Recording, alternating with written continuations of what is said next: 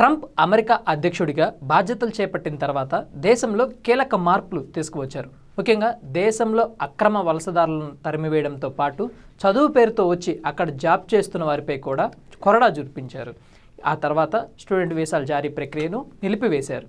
అయితే తాజాగా స్టూడెంట్ వీసాల జారీ ప్రక్రియ పునఃప్రారంభిస్తూ స్టూడెంట్ వీసాలపై అమెరికా వచ్చే విద్యార్థులకు కొన్ని కీలక హెచ్చరికలు ట్రంప్ సర్కార్ జారీ చేశారు. దీనిపై అమెరికా విదేశాంగ ప్రతినిధి మాట్లాడుతూ తమ దేశంలో చదువుకునేందుకు వచ్చే వారికి ఇప్పుడు స్టూడెంట్ వీసాలు అందుబాటులో ఉన్నాయని, ఆసక్తి ఉన్నవారు దరఖాస్తు చేసుకోవచ్చని తెలిపారు. కానీ విద్యార్థులు కొన్ని విషయాన్ని మాత్రం స్పష్టంగా గుర్తుపెట్టుకోవాలని ఆయన తెలిపారు.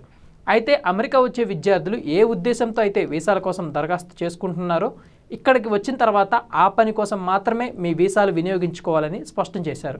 అలా కాకుండా చదువు మధ్యలో వదిలేయడం లేదా క్యాంపస్లో విధ్వంసానికి పాల్పడడం వంటి చర్యలు ఏమాత్రం సహించబోమని ఆయన స్పష్టం చేశారు.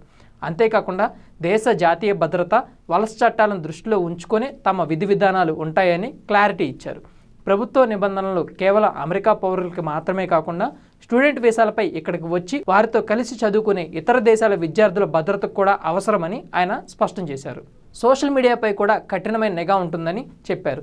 గత 2 నెలల క్రితం నిలిపివేసిన స్టూడెంట్ వీసాల జారీ ప్రక్రియ తిరిగి ప్రారంభించిన అమెరికా అక్కడికి వచ్చే విద్యార్థుల సోషల్ మీడియాపై కొన్ని షరతులు విధించింది. కొత్తగా వీసా కోసం దరఖాస్తు చేసుకునే విద్యార్థులు తమ సోషల్ మీడియా ప్రొఫైల్స్ అన్నింటినీ తప్పనిసరిగా పబ్లిక్లో ఉంచాలని ఆదేశాలు జారీ చేసింది. ఈ నిబంధనలు పాటించకుండా ఎవరైనా తమ ఖాతాలను ప్రైవేట్లో ఉంచుకుంటే వారి అప్లికేషన్లను రిజెక్ట్ చేస్తామని సుస్పష్టం చేశారు. భవిష్యత్తులో వారు అమెరికాకు వచ్చే అవకాశాలు కూడా కోల్పోతారని తేల్చి చెప్పారు.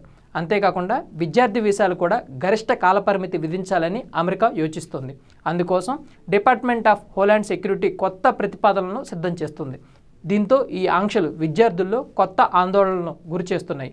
ఈ ప్రతిపాదన అమల్లోకి వస్తే F1, J1 వీసాలపై అమెరికాలో ఉంటున్న విద్యార్థులపై ప్రత్యక్ష ప్రభావం పడే అవకాశం ఉంది. ఒకవేళ ఈ విధానాన్ని కానీ అమెరికా అమల్లోకి తీసుకువస్తే వీసా గడువు ముగిసిన ప్రతిసారి విద్యార్థులు పొడిగింపు కోసం మళ్లీ దరఖాస్తు చేసుకోవాల్సి ఉంటుంది.